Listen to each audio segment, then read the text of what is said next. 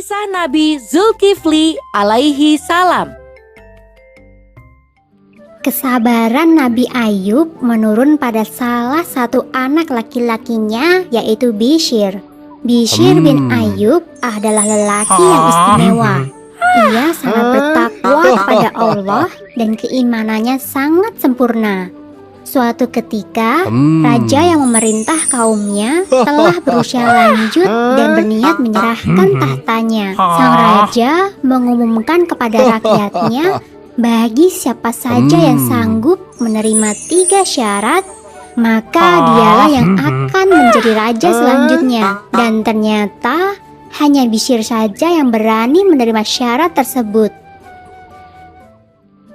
Ketiga syarat yang diajukan oleh sang raja adalah sanggup berpuasa di siang hari, mendirikan sholat di malam hari, dan sanggup untuk tidak marah dalam keadaan apapun. Setelah menyatakan sanggup menjalankan syarat itu, Bishr pun dinobatkan sebagai raja dan diberi julukan Zulkifli, yang mempunyai arti orang yang mempunyai kesanggupan dan kemampuan. Zulkifli selalu berpuasa di siang hari, mengerjakan sholat di malam hari, dan tidak pernah marah sama sekali.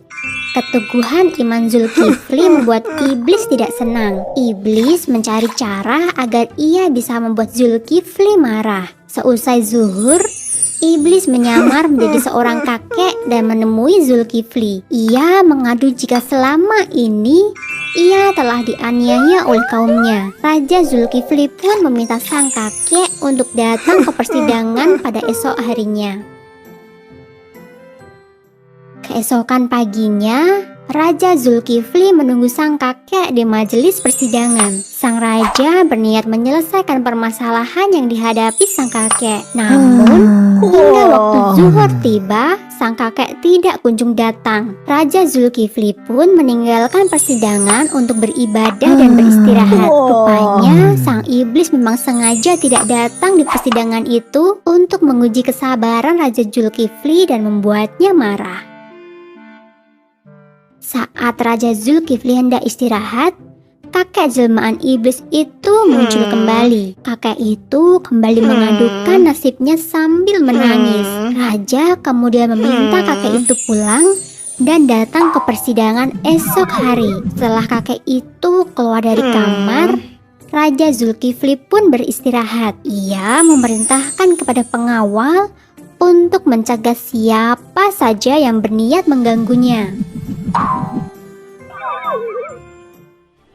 Usaha iblis untuk membuat Raja Zulkifli marah ternyata gagal. Setelah diusir oleh pengawal, ia pun kembali menyusup ke dalam istana. Para pengawal merasa heran karena kakek itu bisa menyelinap masuk. Mereka pun sadar jika kakek tua itu bukanlah manusia biasa. Setelah itu, mereka memperketat penjagaan di depan pintu kamar sang raja.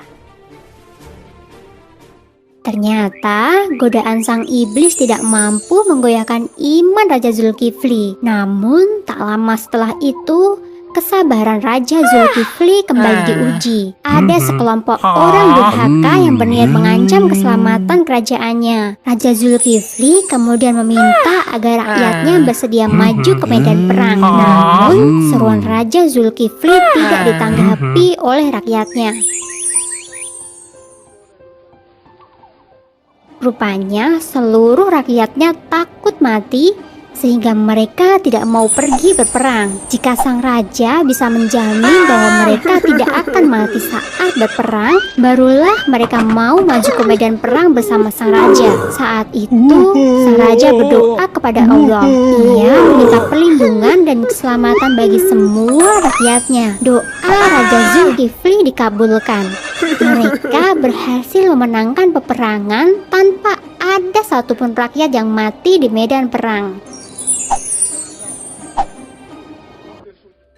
Setelah itu, Raja Zulkifli memerintah dengan adil dan bijaksana. Hingga wafatnya, Raja Zulkifli tetap memegang teguh janjinya untuk selalu berpuasa di siang hari, sholat di malam hari, dan tidak pernah marah. Zulkifli alaihissalam dikenal sebagai orang yang sangat sabar, sehingga Allah pun memujinya dalam surat Al-Anbiya ayat 85.